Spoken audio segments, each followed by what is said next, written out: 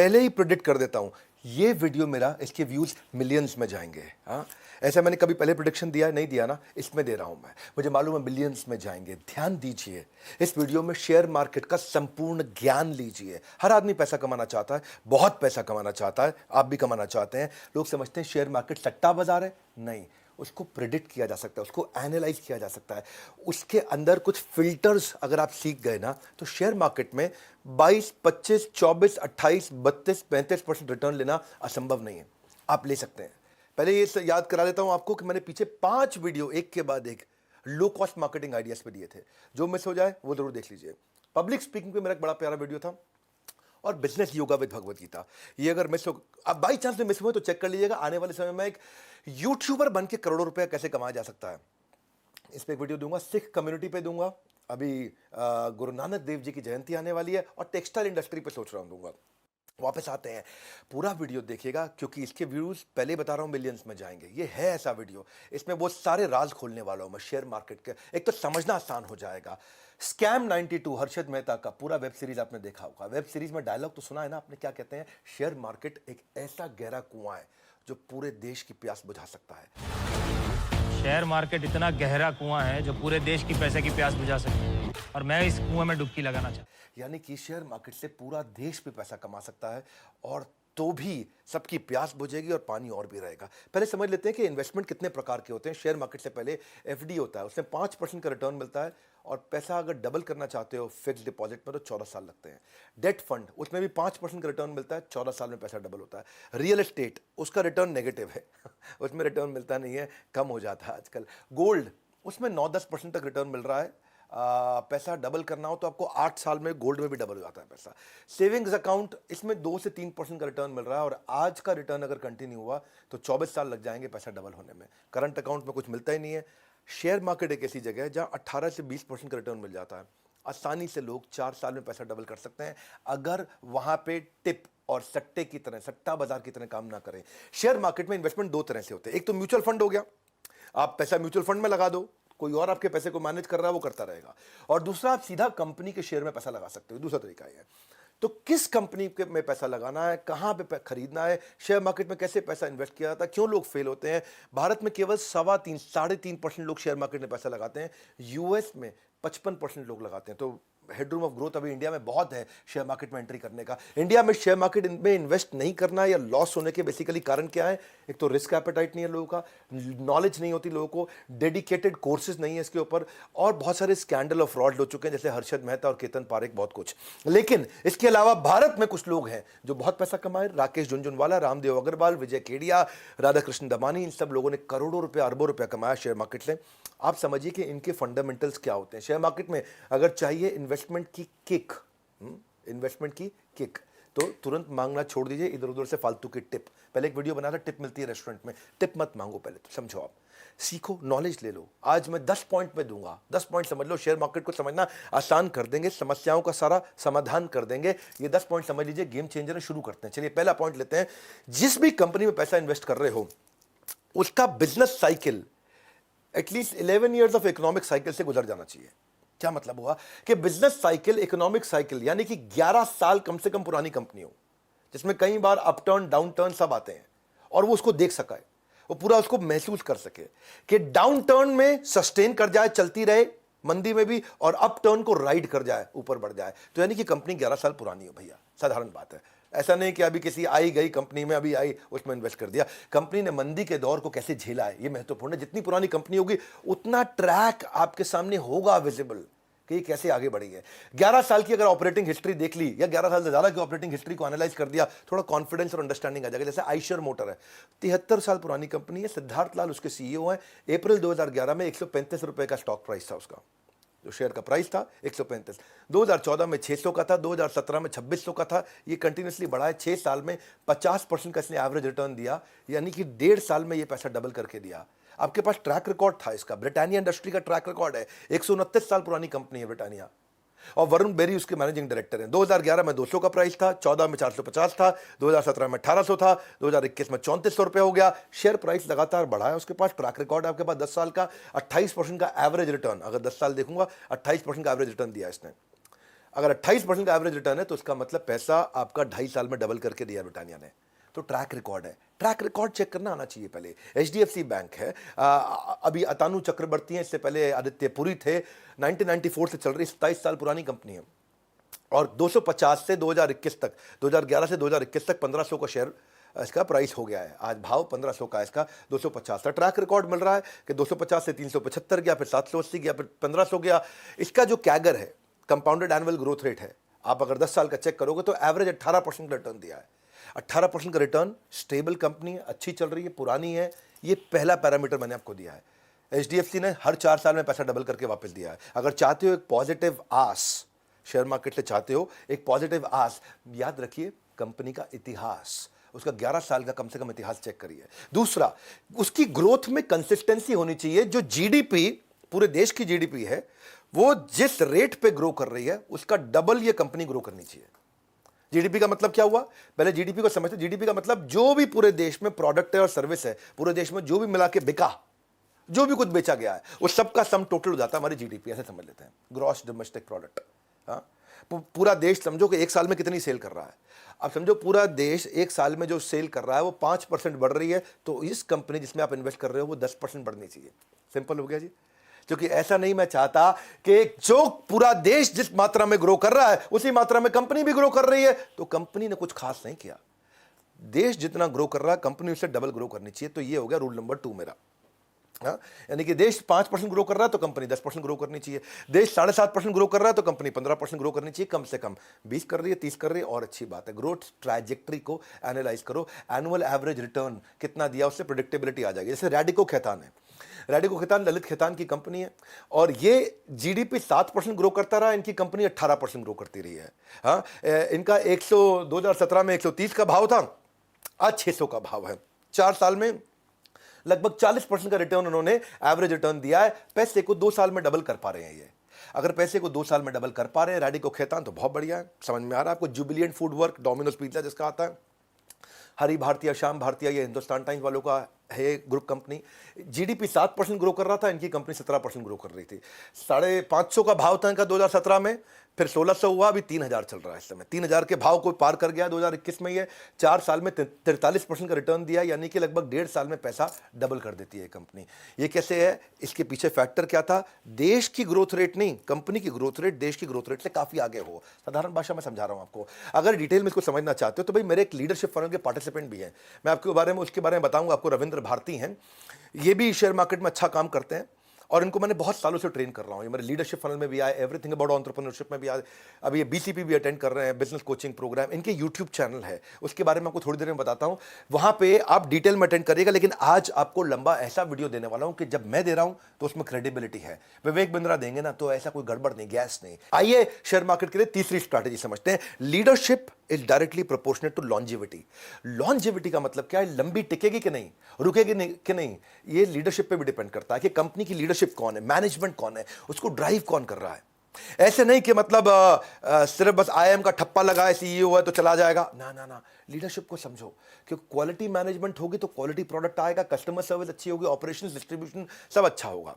हर्षद मेहता के स्कैम में आपने क्या देखा? एसीसी की सीमेंट में लीडरशिप वही थी, मार्केट में कुछ भी हलचल नहीं हुई, कुछ भी चेंज नहीं हुआ। 200 रुपए का भाव बढ़ाते बढ़ाते बढ़ाते 200 से 9000 पे ले गए, और ना कंपनी में कोई ऐसी कोई खास ट्रेंड थी, ना फंडामेंटल चेंज हुए थे, ना लीडरशिप चेंज हुई थी, ना टॉप लाइन बढ़ी थी, ना बॉटम लाइन बढ़ा था। बस ऐसे ही बढ़ता चला गया। इसको बोलते पंप एंड डंप, कि हर्षद मेहता पहले पंप करके ऊपर ले जाते और उस भाव पर जाकर के बेच के डंप कर देते, नीचे आ जाता। इसलिए बहुत लोग बर्बाद हुए थे, क्योंकि फंडामेंटल नहीं सीखे उन्होंने। लीडरशिप में आप क्या चेक कर सकते हो? आप थोड़ा उसके बारे में, आदमी के बारे में रिसर्च करो कि उसने कोई एंट्री बैरियर बनाया, उसका बैकग्राउंड चेक करो, उसके ऊपर कोई कोर्ट में केसेस तो नहीं चल रहे हैं, वो इन्वेस्टर के पैसों से कोई खिलवाड़ तो नहीं करता है, उसके ऊपर कोई रेगुलेटरी इशू तो नहीं है, सेबी का या आरबीआई का कोई झगड़ा तो नहीं चल रहा है। तीसरा, उसकी आप मैनेजमेंट की फोरकास्ट देखो कि वो क्या फोरकास्ट कर रहा है, आगे कहाँ पहुंचेगा, उसके फ्यूचर प्लान्स क्या हैं। चौथा, आप देखो कि वो रेम्यूनरेशन सीनियर मैनेजमेंट को जो, अच्छा दूसरों के रेम्यूनरेशन से पहले उसकी खुद की चेक करो। वो सैलरी अलाउंस और जो परक्विजिट होते हैं वो उसके बहाने से खूब ज़्यादा पैसा तो नहीं ले रहा है। ऐसा तो नहीं कि प्रॉफिट मिल नहीं रहा है शेयर होल्डर को और वो अपनी तनख्वाह के नाम पे और अपनी अलाउंस के नाम पे बहुत मोटा पैसा निकाल के लेके जा रहा है, हर साल बढ़ा रहा है, हर साल बढ़ा रहा है। तो उसका मतलब ये थोड़ा सा एक क्वेश्चन मार्क आ जाता है। या फिर जब भी कोई एनालिस्ट कॉल होती है, इस तरह जो लिस्टेड कंपनी है इनमें एनालिस्ट कॉल होती है, आपको जवाबदेही होती है, क्वार्टर ऑन क्वार्टर आपको अपनी रिपोर्ट्स पे जवाब देना पड़ता है एनालिस्ट कॉल में कि भाई क्यों हुआ इस कंपनी में। तो क्या प्रमोटर यानी कि मालिक यानी कि मैनेजमेंट इन एनालिस्ट कॉल पे अवेलेबल थी या नहीं थी, चेक करो।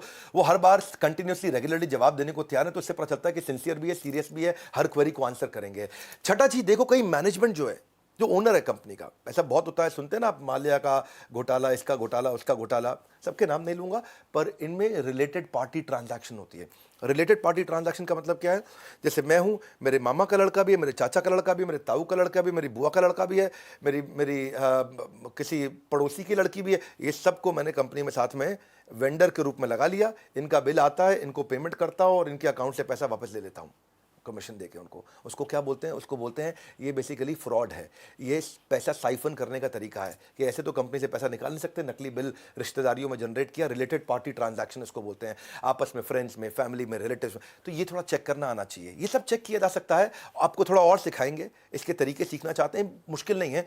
आज डिटेल में देने का मेरा मन है, क्योंकि मैं आपको गैस देता नहीं, एक बात रिपीट करता नहीं, बढ़िया दूंगा। मैनिपुलेशन इन अकाउंट चेक करो कि अकाउंट से मैनिपुलेशन तो नहीं हो रहा। इनका ऑडिटर कौन है? बिग फोर है क्या?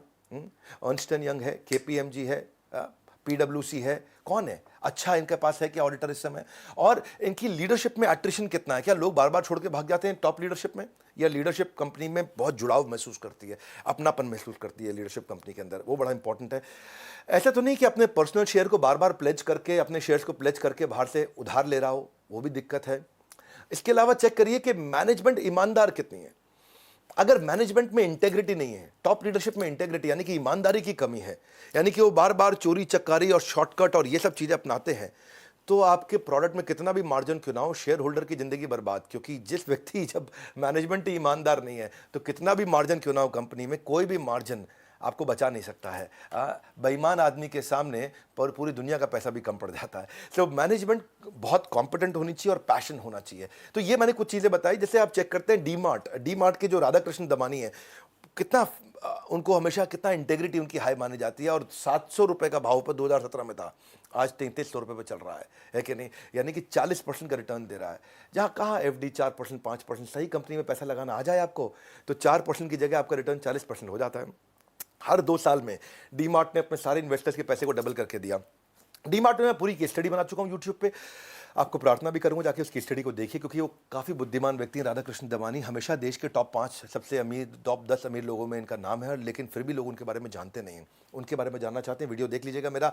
इसके अलावा रिलायंस इंडस्ट्री, मुकेश अंबानी बुद्धिमान व्यक्ति हैं, और उनका 460 रुपये का स्टॉक प्राइस जो था, कॉम्पिटेंट लीडरशिप है, तो आज 2100 रुपये का हो गया। 4 साल में 40% के आसपास का उन्होंने ग्रोथ दिया। हर साल पैसा डबल कर देते हैं। 38.5% का ग्रोथ दिया रिलायंस ने अपने सारे शेयर होल्डर को। जितने लोगों ने रिलायंस में पैसा इन्वेस्ट किया, सबके सब काफ़ी अमीर हो गए हैं, सबने बहुत पैसा बचा लिया, कमा लिया है।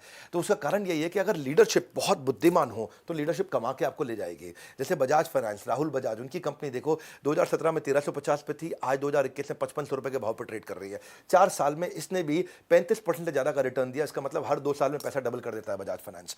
अगर लंबे समय तक चाहते हो शेयर मार्केट में प्रॉफिटेबिलिटी, याद रखिए एक बात, लीडरशिप इज लॉन्जेविटी। प्रॉफिटेबिलिटी कब आएगी? जब लॉन्जेविटी होगी।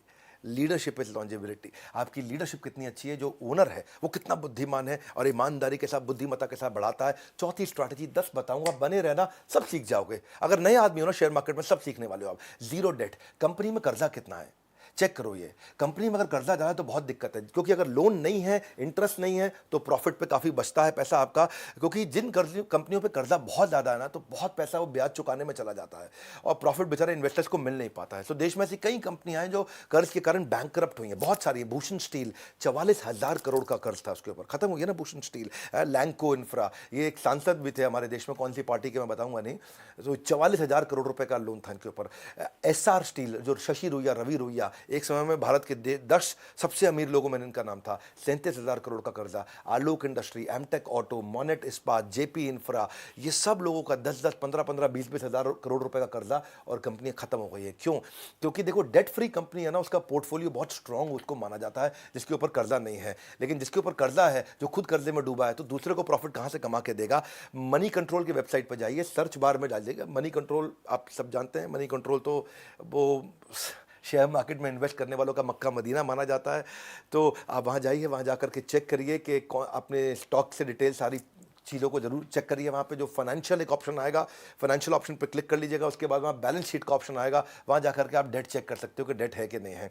यहाँ पे आप non current liability, current liability और लॉन्ग टर्म बोरोइंग जाकर के शॉर्ट टर्म बोरोइंग चेक कर सकते हो। लॉन्ग टर्म बोरोइंग और शॉर्ट टर्म बोरोइंग वही होता है टोटल डेट। अगर कर्जा है तो हमेशा दिक्कत रहेगी। टाटा कंसल्टेंसी सर्विस ऐसी कंपनी है जिसपे 1 रुपए का भी कर्जा नहीं है। ऐसे वैसे बहुत सारी हैं, जैसे डीविस लेबोरेटरी, ये डीविस बहुत अच्छा चली थी। 2017 में 650 रुपए का भाव था, आज 41 रुपए के भाव पे चल रहा है 2021 में। 1 रुपए का कर्जा नहीं है, डेट टू इक्विटी रेशियो 0 है। इसको बोलते हैं डेट टू इक्विटी रेशियो। ये चेक कर लो। 4 साल में ये डीविस लेबोरेटरी ने लगभग 47% का रिटर्न दिया है। इसने 47% का एवरेज रिटर्न दिया, सालाना रिटर्न। आप समझ लो कि पैसे 1.5 साल में पैसा डबल कर देता है डीविस।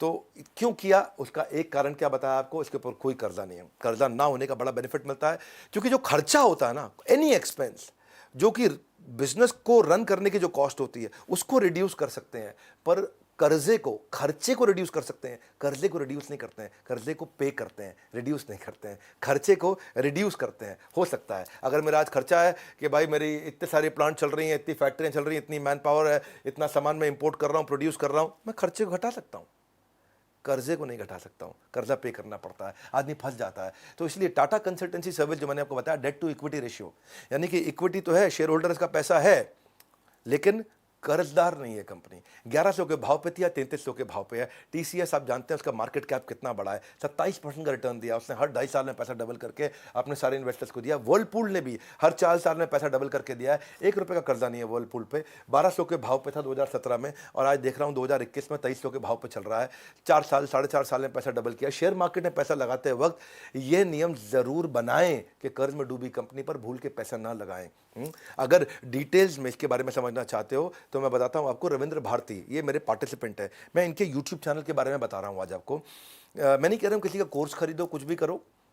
आप कह सकते हैं कि आप रविंद्र भारती को प्रमोट कर रहे हैं। हाँ, कर रहा हूं, बिल्कुल कर रहा हूं, और खुल के कर रहा हूं। रविंद्र भारती को प्रमोट मैं इसलिए कर रहा हूं क्योंकि वो फ्री में आपको बहुत अच्छा नॉलेज मिल रहा है। मेरे को भी तो आपको कुछ चैनल्स बताने पड़ेंगे ना जहां पे ऑथेंटिक आपको नॉलेज मिल जाएगा। मैं सारा दिन तो शेयर मार्केट के वीडियोस बना नहीं सकता, मैं एंटरप्रेन्योरशिप पे तरह तरह के वीडियोस बनाऊंगा। तो आप भारतीय शेयर मार्केट का हिंदी पे और मराठी में चैनल है, आप जाके देख सकते हैं। और इनका प्रमोशन इसलिए भी कर रहा हूँ क्योंकि मेरे पार्टिसिपेंट है, हमने इनको ट्रेन करके बिल्ड किया है। पिछले 4-5 साल से हमसे मेंटरिंग ले रहे हैं और ये बड़े अच्छे एसेट लाइट मॉडल पे ये बिल्ड कर पाए हैं। तो इसीलिए चलो 5वीं स्ट्रैटेजी पे आते हैं। पहले प्रमोटर जिस कंपनी में पैसा लगा रहे हैं उसके मालिक का 51% खुद का शेयर होल्डिंग होना चाहिए। Promoter should have higher stake in the company, at least 51% होना चाहिए, यानी कि उसके पास में पावर्स और राइट्स होने चाहिए जो कंपनी का मालिक है। ऐसा ना हो कि कंपनी के मालिक ने अपनी सारे शेयर बाजार में बांट दिए, अब उसका कंपनी में कोई हक ही नहीं रह गया। तो जिसने विजन बनाया था, जो ओनर था, जो जान लगा रहा था, अब उसकी जान लगाने का मोटिवेशन ही खत्म हो गया ना मेरे भाई। वो क्यों जान लगाएगा, है कि नहीं? आदमी तभी जान लगाता है ना जब उसका क्या है, ओनरशिप है। ओनरशिप, ओनर ही जान लगाता है कि नहीं? सर्वेंट नहीं उतनी जान लगाता जितनी ओनर जान लगाता है। ओनर सब खुद भी लगाएगा, दूसरों से भी लगवाता है। अगर उसकी ओनरशिप ही नहीं है, हिस्सेदारी नहीं है कंपनी में, उसका हिस्सा ही खत्म, तो वो जान नहीं लगाएगा। तो इसलिए ये ध्यान रखो कि जो कंपनी का मालिक है उसकी 51% अभी भी हिस्सेदारी बची है कि नहीं बची। या ऐसा तो नहीं कि शेयर बांटता रहा, पैसे इकट्ठे करता रहा, पैसे लिए खुद गायब हो गया, जो कि कंपनी में उसकी हिस्सेदारी है नहीं, कंपनी तो पब्लिक की हो गई, अब पब्लिक खुद ही चला ले कंपनी। यही दिक्कत आती है। साधारण भाषा में समझा रहा हूं आपको मैं, हाँ, कि प्रमोटर कंपनी पे तभी फोकस करेगा, उसके हर एक्टिविटी पे ध्यान देगा, रिव्यूज पे ध्यान देगा, अपने विजन को ड्राइव करेगा। 51% होने से वो दूर की सोचता है, इन्वॉल्व रहता है। 7 घोड़े अलग अलग दिशाओं में जाएंगे तो पूरा रथ उलट जाएगा, लेकिन वो एक डिसीजन देके सारे घोड़ों को एक ही दिशा में चला पाता है, डिसीजन मेकिंग लेता है। यूजुअली इन्वेस्टर कंफर्टेबल होते हैं अगर प्रमोटर का 50% हो, लेकिन ये रूल नहीं है। अगर और ज्यादा हो तो और भी अच्छी बात है। और कभी कभार प्रमोटर अगर बाजार से अपने शेयर वापस खरीद रहा है, और अच्छा साइन है कि वो कह रहा है मेरी शेयर होल्डिंग आज 45% है, मुझे 60 करनी है, बाजार से खुद ही ले लेता है। इसका मतलब क्या, उसको पता है कि कंपनी आगे बढ़ने वाली है। इसका मतलब वो जानता है, अंदर की बात उसको मालूम है कि आज वो 45% पे है, मैं कंपनी के 60% ले लेता हूँ, इसका भाव आगे चल के बढ़ेगा, उसको पहले से ही है। तो ये भी एक अच्छा साइन होता है। पीडीलाइट इंडस्ट्री देखो, भरतपुरी की, जो फेविकॉल वगैरह बनाते हैं, कहाँ पूरा मार्केट शेयर इन्हीं का तो है। हाँ, फेविकॉल का कौन है कंपटीशन? फेविकॉल के आपको नाम याद करना मुश्किल होगा। आज भी भरतपुरी के 70% कंपनी की मालिकाना खुद का है, उसका सारा शेयर उसने ऐसा नहीं है कि मतलब बंदर बाट की तरह खत्म कर दिए हों। और उसका जो कंपाउंडेड एनुअल ग्रोथ रेट दिया उसने 10 साल में, वो 25% का दिया है, यानी कि हर 3 साल में पैसा डबल करके दिया अपने हर इन्वेस्टर को। जिसने जिसने पिडिलाइट का, फेविकॉल का शेयर लिया था, हर 3 साल में अपने पैसे को डबल किया है। पैसा डबल करना एक अच्छा मैं उसको मान रहा हूँ, एक ऐसा फैक्टर मान रहा हूँ जिससे आपको बात आसानी से समझ में आ जाए। पैसा डबल किया, कितने साल में डबल किया, 7 साल में किया, 2 साल में किया, 10 साल में किया, 20 साल में किया। इससे आपको अच्छा लगता है कि समझ में आता है। जैसे एक सेरा सैनिटरी वेयर, ये सोमानी फैमिली जो है, विक्रम सोमानी, उसकी प्रमोटर होल्डिंग 55% है, अभी उसने रखी है अपने पास। 51% से ऊपर होना जरूरी रहता है। 10 साल के अंदर उसने 30% का हर साल रिटर्न दिया है, यानी कि 2.25 साल में उसने अपने पैसे को डबल करके दिया है सारे के सारे इन्वेस्टर्स को जिसने उसने पैसा लगाया। बर्जर पेंट में जो कुलदीप सिंह ढींगरा उसके मालिक हैं, सबको पेंट लगा रहे हैं, 10 साल में उन्होंने बड़ा अच्छा रिटर्न दिया, 31% का रिटर्न दिया उन्होंने। हर 2.25 साल में पैसा डबल किया है। उनकी 75% होल्डिंग खुद के पास है, यानी कि अभी मालिक हैं वो कंपनी के, 75% शेयर अभी उन्हीं के पास है। तो इसलिए वो पूरा जोर लगा रहे, पूरी जिम्मेदारी ले रहे हैं। अगर शेयर बाजार में कंपनी के साथ चाहते हैं लंबी पारी चाहिए, अगर लंबी पारी चाहिए तो प्रमोटर के पास 51% से ज़्यादा शेयर होल्डिंग होनी चाहिए। हाँ। छठा स्ट्रैटेजी, आप ऐसा करो, चेक करो कि पैट यानी कि प्रॉफिट आफ्टर टैक्स, यानी कि फाइनल मुनाफा, यानी कि नेट प्रॉफिट, उसका हर साल 25% बढ़ना चाहिए। अगर पिछले साल नेट प्रॉफिट 100 करोड़ था तो इस साल 125 करोड़ होना चाहिए। अगर पिछले साल 500 करोड़ था तो 500 करोड़ का 25%, यानी कि 125 करोड़ और बढ़ के इस साल 625 करोड़ होना चाहिए। चेक करो, हर साल 25% प्रॉफिट बढ़ रहा है, इसका मतलब कंपनी में अंदर खाते सब ठीक चल रहा है, सब कुछ बढ़िया है। हर साल क्योंकि प्रॉफिट बढ़ रहा है, इसका मतलब सब ठीक है अंदर, तो उसे पैसा लगा सकते हो। ट्रेंड मिल गया आपको, जब ट्रेंड मिल जाता है ना तो आप ट्रेंड पे पैसा लगा सकते हो। जब भी आपको ना खाली टिप पे पैसा नहीं लगाना है, ट्रेंड पे लगाना है। जब कंपनी के स्टॉक खरीदो तो 4 साल के नेट प्रॉफिट, 5 साल, 6 साल, 8 साल, 10 साल के नेट प्रॉफिट को एनालाइज करो। अगर 25% बढ़ रहा है, यानी कि टोटल रेवेन्यू, जितना पैसा आया उसमें टोटल खर्चा जितना पैसा गया माइनस कर दो, और जो प्रॉफिट आया वो बढ़ रहा है कि नहीं बढ़ रहा। टाइटन ग्रुप है, टाइटन ग्रुप 2020 में उनका प्रॉफिट 346 करोड़ था, इस साल जब 2021 में उनका प्रॉफिट 564 करोड़ था, 62% ग्रोथ हुआ। तो जो उनका पिछले साल 1000 पे उनका शेयर मूव कर रहा था, वो इस बार 1600 पे किया, 60% उनका भाव बढ़ गया अपने आप ही, तो 60% का रिटर्न हो गया। तो वैल्यूएशन जो है ना, it is slave of earning. कितने का मार्केट में वैल्यूएशन देगा उसको, वो कितना कमा रहा है उस पर डिपेंड करता है। तो प्रॉफिट चेक करो भैया, टाइटन कंपनी बहुत बढ़िया प्रॉफिट कमाया और बड़ा अच्छा मार्केट में भाव भी बढ़ा। तो जिसने बेचारे ने 1 लाख रुपए लगाया था, 1 साल में उसका पैसा 1,60,000 रुपये हो गया। बहुत बढ़िया ग्रोथ दिया टाइटन ने। ये ना प्रॉब्लम ये आती है कि शेयर बाजार में लोग आपको ना असली बात नहीं बताता है कोई। क्यों? क्योंकि उनको ना बीच में कमीशन बाजी होती है, 2% उनको ब्याज मिलता है। इस चक्कर में आपका पैसा इधर भी लगवा दे, उधर भी लगवा दे, यहाँ भी लगवा दे, वहाँ भी लगवा दे। राइट ट्रेनिंग होती नहीं है। हर आदमी को 1%, 2% ब्याज है, वो बार बार लगवाना चाहता है, क्योंकि आपने सही जगह लगा दिया तो आप चुपचाप बैठ जाओगे टाइट होके। इसलिए वो चाहता है आपको बार बार हलचल में रखे, कुछ ना कुछ लगवाता रहे, निकलवाता रहे, कमाता रहे, लगवाता रहे सर। लेकिन आप बढ़िया कंपनी में लगा लिया आपने। ये फिल्टर मैंने आपको बताया, आप ये फिल्टर चेक कर लेना और इसकी हिस्ट्री खोल के चेक कर लेना। नीचे कमेंट बॉक्स में आपसे मिल लूंगा, आपको समझ में आ जाएगा कि भाई साहब इस फिल्टर के बाद हर आदमी को 24 से 30% की गारंटी रिटर्न आ जाएगी अपने आप। ये फिल्टर लगाने आने चाहिए आपको। ये सारे फिल्टर आजकल अवेलेबल है, फ्री में अवेलेबल है कि नहीं? आप वर्ल्ड को देखो, 92 करोड़ से 130 करोड़ पे आया, थोड़ा सा प्रॉफिट बढ़ा उसका, प्रॉफिट बढ़ते ही ग्रोथ 41% हुआ उसका, देखा भाव भी बढ़ गया उसका। ये आपका जो भाव बढ़ेगा वो भाव किससे बढ़ता है? प्रॉफिट का बड़ा रोल है। ऐसे ही कंपनी थी सिंजीन इंटरनेशनल, ये यहाँ कोई जॉनथन नाम के एक जेंटलमैन 120 करोड़ से 160 करोड़ पे गए एक साल में, प्रॉफिट के अंदर 33% बढ़ा उनका, तो उनका पीछे भाव भी बढ़ गया। 2020 में 330 रुपए का भाव था, आज 580 का भाव है। अच्छा ग्रोथ दे रहा है ये भी। किसी कंपनी से आपको प्रॉफिट चाहिए, जब आपको प्रॉफिट चाहिए परमानेंट, और अगर आपको चाहिए, खुद को चाहिए प्रॉफिट परमानेंट, तो नेट प्रॉफिट बढ़ना चाहिए 25%। परमानेंट परसेंट मिलते जुलती बात हो गई तो आप ये देखो 25% ग्रोथ होना चाहिए। और इसको डिटेल में समझना तो इसकी ट्रेनिंग अटेंड करो, लर्निंग लो, आप इसके बारे में सीखो। नहीं सीखोगे तो बात नहीं। मैं भी सीखता हूँ, खूब सीखता हूँ, खूब लर्निंग्स लेता हूँ, खूब लर्निंग्स देता हूँ। वहीं से बात बनती है। मैं खुद एंटरप्रेन्योर हूँ, मैं एक ट्रेनर नहीं हूँ।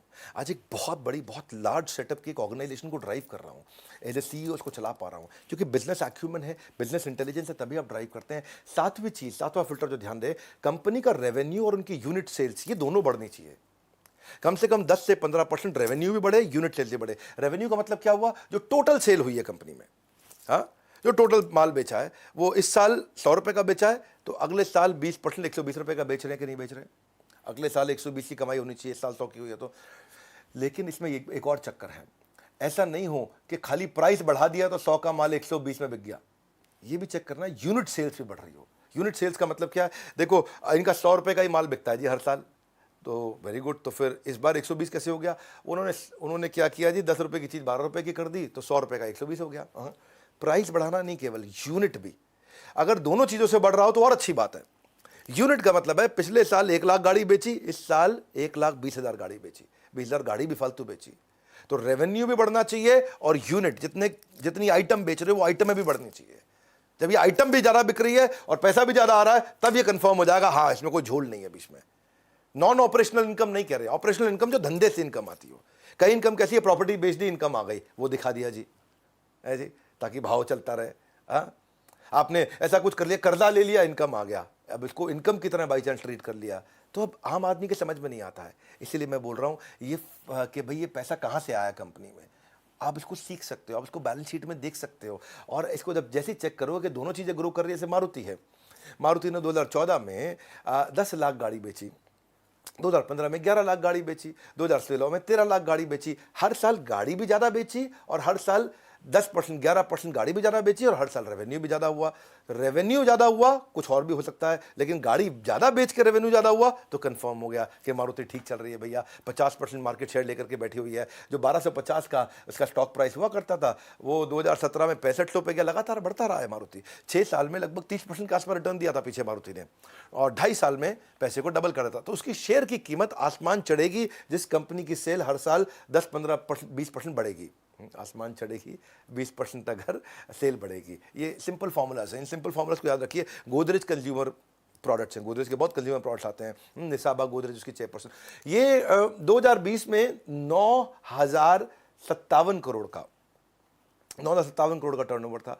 21 के अंदर ये 11,000 करोड़ हो गया टर्नओवर। तो टर्नओवर बढ़ा, 22% बढ़ा, 20-22% टर्नओवर बढ़ गया। जैसे ही बढ़ा उसका स्टॉक प्राइस भी अपने आप बढ़ने लग गया। तो टर्नओवर भी बढ़ना चाहिए और यूनिट, जितना माल बेचा, तेल कितना बेचा, 1 लाख बोतल बेचा, इस साल 1,20,000 बोतल बेचा, ये दोनों चीज़ें कंफर्म होते ही आपको आसान हो जाएगा। सफल इन्वेस्टमेंट उस कंपनी में होगा जिस कंपनी में वॉल्यूम ग्रोथ और सेल्स रेवेन्यू दोनों का 20% तक होगा। ये दोनों को बढ़ना चाहिए, दोनों। और अगर डिटेल्स इसके बारे में समझना चाहते तो और लर्न करिए, इसको सीखिए। हमने भी शेयर मार्केट के कोर्सेज बनाए हैं, और अगर फ्री में अटेंड करना है तो भारतीय शेयर मार्केट के मैंने आपको चैनल बताए थे, ये चैनल मैं आपको दे दूंगा डिस्क्रिप्शन वगैरह में, आप इसको जाके सब्सक्राइब करके थोड़ा सीख लो। और 8वीं strategy, net operating cash flow. Net operating cash flow का मतलब है आपकी कंपनी में हर साल जो कैश आता है, ऐसा नहीं माल बेच रहे हो उधार पे बेचते जा रहे हो, कैश आ नहीं रहा। 20% कैश फ्लो हमेशा बढ़ना चाहिए, हर साल 20% कैश फ्लो बढ़ रहा हो। जिस कंपनी का जाके चेक कर लो, इसके तरीके सिखा देंगे आपको कैसे चेक करना है जाकर के। ये ऐसा नहीं है कि आपको कंपनी में फ़ोन करके पूछना, कंपनी झूठ बोल देगी। ये चीज़ें पब्लिकली अवेलेबल हैं, लिस्टेड कंपनी का डेटा अवेलेबल होता है। नेट ऑपरेटिंग कैश फ्लो का मतलब क्या है कि जो बिजनेस से कैश आता है, जिसको बोलते हैं ऑपरेशंस का कैश। कंपनी में कैश 3 तरह से आता है। माल बेचा तो कंपनी में कैश आया। दूसरा क्या है? इन्वेस्टमेंट से कैश आता है। आपने अपनी एसेट बेच दिए, म्यूचुअल फंड बेच दिए तो भी कैश आ गया। आपने अपनी गाड़ी बेच दी, अपनी बिल्डिंग बेच दी, मकान बेच दी तो भी कैश आ गया।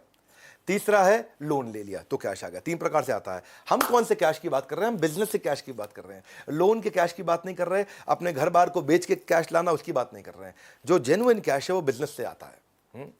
अगर बार बार लोन लेना पड़ रहा है, कर्जा लेना पड़ रहा है, इसका मतलब तो कोई लफड़ा है भैया, इसका मतलब कोई दिक्कत भी हो सकती है कंपनी में, तो उसको चेक करना चाहिए। इसे मैं बता दूं 10 स्ट्रैटेजी दे रहा हूं, ये 8वीं चल रही है। बहुत ज़्यादा ऐसा बोरो ना करना पड़े, ज़रूरी है। डॉक्टर रेड्डी लैब, ये कलाम सतीश रेड्डी की कंपनी है, डॉक्टर रेड्डी लैब। हाँ, ये कलाम अब्दुल कलाम नहीं है, कलाम सतीश रेड्डी इनका नाम है। 2020 में 4,000 रुपये के भाव पे चलता था, ये 2021 में 5,000 का हुआ। 25% किसने रिटर्न दी, क्योंकि इसका net operating cash flow 3,000 crore था, वो 3,600 करोड़ हुआ। तो उसका सीधा सीधा असर आया कि भाई धंधे से 3,000 करोड़ का कैश आया था, अब धंधे से 3,600 करोड़ का कैश आया इस बार। तो कितना बढ़िया आप कैश फ्लो इंप्रूव कर रहे हैं। देखो 3 अलग अलग चीज़ें होती हैं। एक होता है CGP बोलते हैं इसको। हाँ, C का मतलब है कैश, G का मतलब है ग्रोथ, मतलब सेल कितनी हो रही है, और P का मतलब है प्रॉफिट, मतलब फाइनल बचता कितना है जेब में। ये हो सकता है कि आप सेल कराओ लेकिन उधार में कराओ, कैश नहीं आया। ये हो सकता है कि आपका कैश तो आ रहा है पर सेल नहीं बढ़ रही, तो ग्रोथ नहीं हो रही। ये हो सकता है आपके पास कैश भी आ गया, सेल भी बढ़ रही है, लेकिन मुनाफा नहीं हो रहा है क्योंकि आपको सही दाम नहीं मिल रहा है बाजार से। तो कैश, ग्रोथ, प्रॉफिट, ये तीनों होने चाहिए आपके पास में, है कि नहीं? जब ये तीनों रहते हैं तो आप समझ सकते हैं कि भाई आप ठीक रहेंगे। ये मैंने आपको बड़ी इंपॉर्टेंट चीजें सारे में बताई। ये सीजीपी ट्रिनिटी है, ये ट्रायंगल है, ये मैं सालों साल से सिखा रहा हूं। और यही चीज भारती ने चेक करी जा करके, और जब इसने भाई ने चेक करी तो क्या हुआ, आज आप देख रहे हैं कि ये हजारों लाखों लोग इससे भाई से सीखने आते हैं। कई लोगों को सिखा भी चुके हैं ये। ये एशियन पेंट्स है, आप एशियन पेंट्स को जाकर चेक करो, चोक्सी इनकी कंपनी के चेयरमैन है। 1800 के भाव पे चल रहा था ये 2020 में, इस साल 2600 पार कर गया था। 1800 से 2600, 44% का रिटर्न हो गया, क्योंकि पहले 3000 करोड़ का इनका ऑपरेटिंग कैश फ्लो था, इस साल 3700 करोड़ का ऑपरेटिंग कैश फ्लो हो गया। ऑपरेटिंग कैश फ्लो का मतलब है एक साल में कितना कैश गया, एक साल में कितना कैश आया। तो यानी कि 3700 करोड़ का कैश आया इनके पास एक साल में। तो ये जो पैसा होता है ये धंधे में इस्तेमाल कर सकते हैं। नौवा फिल्टर है रिटर्न ऑन कैपिटल एम्प्लॉयड। ये भी आपको वेबसाइट से मिल जाएगा। आप रिटर्न ऑन कैपिटल एम्प्लॉयड को चेक करो, 20% से ज्यादा होनी चाहिए। ये सुनने में मुश्किल लग रहा होगा आपको, रिटर्न ऑन इन्वेस्टमेंट तो सुना था, return on capital employed easy कर देता हूं। मेरे चैनल पे आए हो आप, कुछ मुश्किल नहीं छोड़ूंगा। रिटर्न ऑन कैपिटल एम्प्लॉयड का मतलब है कैपिटल क्या होता है, टोटल कैपिटल। ये कर्जे से लिया हुआ पैसा और जो मेरे शेयर होल्डर है उनसे लिया हुआ पैसा, इन सबको जब जोड़ लेते हैं उसको बोलते हैं कैपिटल। और इस कैपिटल को लगा के एक साल धंधा किया, समझो 100 रुपए की मेरी कैपिटल हो गई, 50 रुपए मैंने कर्जे से लिया, 50 रुपया हम सब कंपनी के ओनर्स का है, तो हमने मिला के 100 रुपए से धंधा किया। 100 रुपए से धंधा करके अब मैंने इस पे 20 रुपए का प्रॉफिट कर लिया। इसको बोल दिया कि 20% रिटर्न ऑन कैपिटल एम्प्लॉयड। ये 20 रुपए से ज्यादा होना चाहिए हर साल। मेन मुद्दा ये है कि कर्जे का पैसा हो या शेयर होल्डर का पैसा हो, दोनों के पैसे को जोड़ लो। दोनों के पैसे को जोड़ के अगर वो 1 लाख रुपए है हमारे पास, तो 1 लाख पे 20,000 रुपया ऊपर से फाइनल मुनाफा साल के एंड में होना जरूरी है। अगर इतना भी नहीं हो रहा है तो इसका मतलब क्या हुआ, ये कर्जे के पैसा और इन्वेस्टर के पैसे के साथ खिलवाड़ कर रहा है, उसका सही इस्तेमाल नहीं कर पा रहा। तो रिटर्न ऑन कैपिटल एम्प्लॉयड इसका कम आ रहा है। रिटर्न ऑन कैपिटल एम्प्लॉयड का मतलब है प्रॉफिट को डिवाइड कर दो इक्विटी से और लॉन्ग टर्म डेट से, इन दोनों से मिलकर जब डिवाइड करोगे, मैंने साधारण भाषा में समझाया है, फॉर्मूला में अभी मत घुसिए, जब धीरे धीरे और सीखते जाएंगे चीज़ समझ में आएंगी। अभी स्टेप बाय स्टेप समझाना चाहता हूँ। नेस्ले कंपनी देखो, अब सुरेश नारायण इसके चेयरमैन है कंपनी के, इंडिया में 139% रिटर्न ऑन कैपिटल एम्प्लॉयड दिया उसने।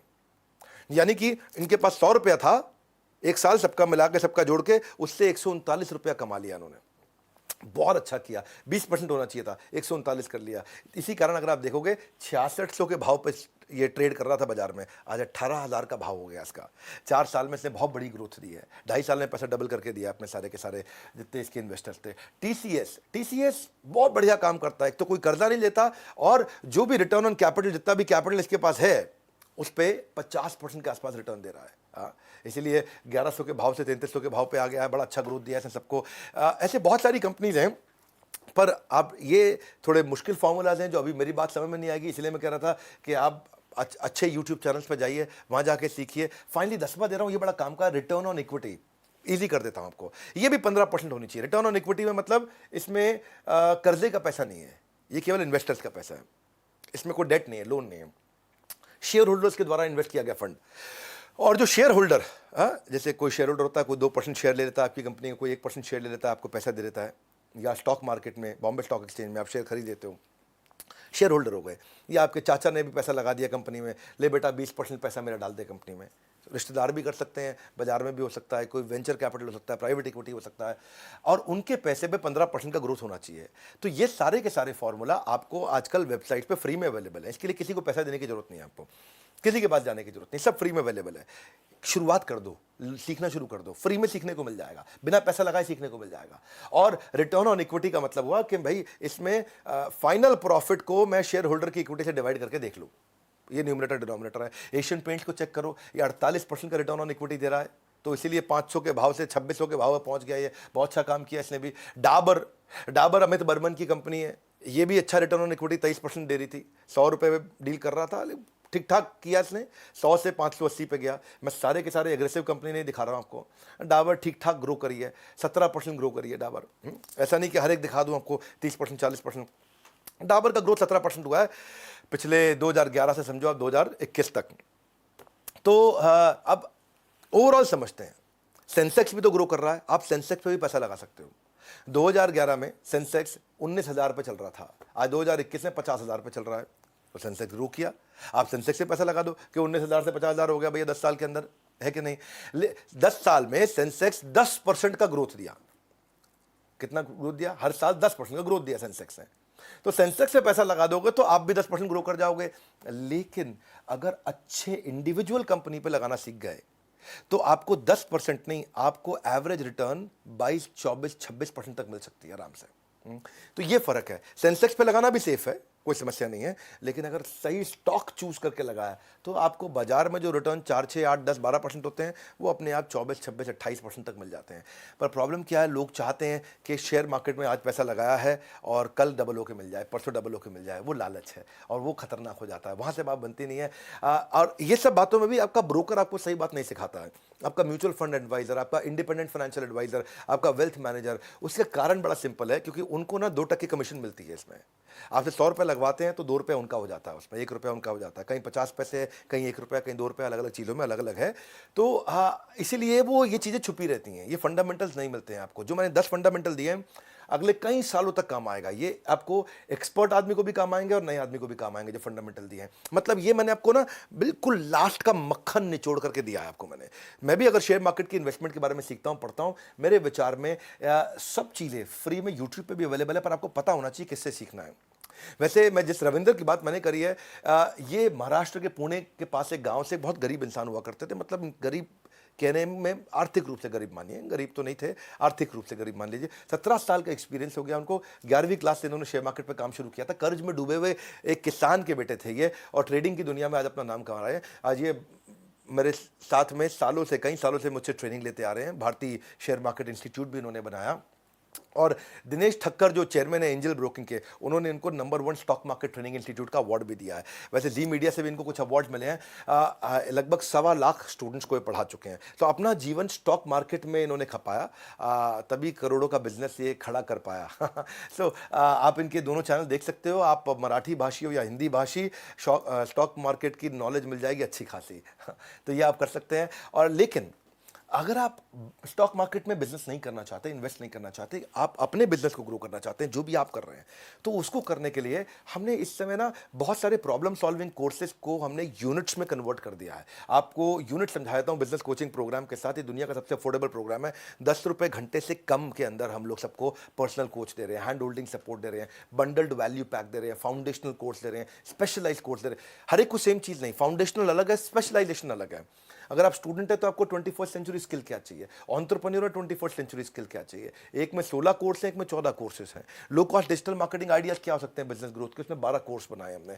बिजनेस अपने सेल्स को कैसे बढ़ाया जाए उसके ऊपर हमने लगभग 8 कोर्सेज बनाए। बिजनेस को स्केल कैसे करते हैं उस पर हमने 10 कोर्सेज बनाए हैं। रिटेल बिजनेस के लिए हमने 8 कोर्सेज बनाए। ऑपरेशनल एक्सेलेंस मैन्युफैक्चरिंग के लिए 8 कोर्सेज बनाए हैं। फंड रेज करना है, फाइनेंस सीखना है, उसके ऊपर 5 कोर्स बनाए हैं। बिजनेस ऑटोमेट करने पर 6 कोर्स बनाए हैं। अपनी सेल्स को डबल करने में, प्रोडक्टिविटी बढ़ाने में, मनी मैनेजमेंट के ऊपर, डिजिटल मार्केटिंग पे, एचआर पे, एम्प्लॉय पे, एचआर अगर आप सीखना चाहते हो तो उस पे भी 5 जो वास्तव में वैल्यू क्रिएशन है।